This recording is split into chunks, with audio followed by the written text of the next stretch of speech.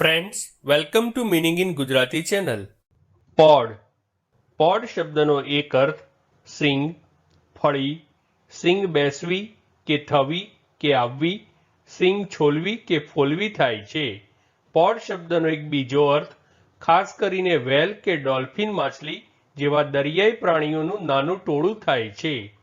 Pod શબ્દને આપણે વાક્યમાં પ્રયોગ કરીને સમજીએ. The twins are like two peas in a pod. એટલે કે જોડિયા બાળકો એક ફળીમાં બે વટાણાના દાણા જેવા લાગે છે. એક બીજું ઉદાહરણ જોઈએ. A pod of dolphins are frolicking in the sea. અર્થાત ડોલ્ફિનનું એક ટોળું સમુદ્રમાં મસ્તી કરી રહ્યું છે.